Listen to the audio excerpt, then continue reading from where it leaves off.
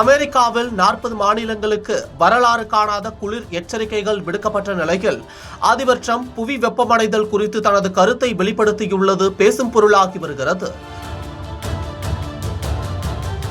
அமெரிக்காவின் பெரும்பகுதியில் கடுமையான குளிர் மற்றும் புயல்கள் பற்றிய எச்சரிக்கைகளுக்கு மத்தியில் அதிபர் டிரம்ப் மீண்டும் புவி வெப்பமடைதல் குறித்து தனது கடுமையான கருத்தை வெளிப்படுத்தியுள்ளார்.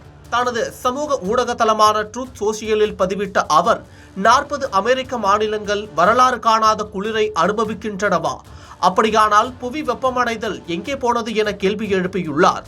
வானிலை முன்னறிவிப்பாளர்களின் கூற்றுப்படி அமெரிக்காவின் 2/3 பங்கு பகுதியை ஒரு பெரிய பனிப்புயல் தாக்கும் என எதிர்பார்க்கப்படுகிறது. இந்த பனிப்புயல் கடுமையான பனிப்பொழிவு, பலத்த காற்று, கடுமையான குளிர் மற்றும் பரவலான மின்வெட்டுகளை ஏற்படுத்தும் என்று எதிர்பார்க்கப்படுகிறது. சமீபத்திய ஆண்டுகளில் மிக கடுமையான குளிர்காலங்களில் ஒன்றாக கருதப்படும் இது கிட்டத்தட்ட 40 மாநிலங்களில் குளிர் அலை எச்சரிக்கைகள் விடுக்கப்பட்டுள்ளன.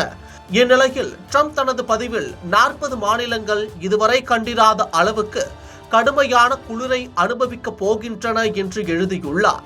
புவி வெப்பமடைதலுக்கு என்ன ஆனது என்று கேட்டு சுற்றுச்சூழல் ஆர்வலர்கள் இதற்கு பதிலளிக்குமாறும் கேட்டுள்ளார்.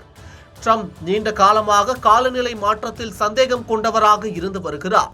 மேலும் இது ஒரு ஏமாற்று வேலை என்றும் முன்னர் ஒரு அரசியல் நிகழ்ச்சி நிரலில் கூறியுள்ளார்.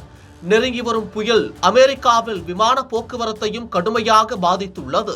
விமான கண்காணிப்பு வலைத்தளங்களின்படி அமெரிக்காவிற்குள் உள்வரும் மற்றும் வெளிசெல்லும் 1500க்கும் மேற்பட்ட விமானங்கள் ரத்து செய்யப்பட்டன அல்லது தாமதமாக்கப்பட்டன. டலாஸ், அட்லாண்டா, ஒக்லாஹோமா போன்ற முக்கிய விமான நிலையங்கள் குறிப்பாக பாதிக்கப்பட்டுள்ளன. வானிலை நிறுவனங்களின் கூற்றுப்படி சுமார் 160 மில்லியன் மக்கள் பனிப்புயல் அல்லது கடுமையான குளிர் எச்சரிக்கைகளின் கீழ் உள்ளனர். பல பகுதிகள் ஒரே நேரத்தில் பனிப்புயல் மற்றும் கடுமையான குளிரை எதிர்கொள்ளும் அபாயத்தில் உள்ளன. அத்தியாவசியமற்ற பயணங்களை தவிர்க்கவும், குளிருக்கு எதிராக முன்னெச்சரிக்கை நடவடிக்கைகளை எடுக்கவும் அதிகாரிகள் மக்களை அறிவுறுத்தியுள்ளனர்.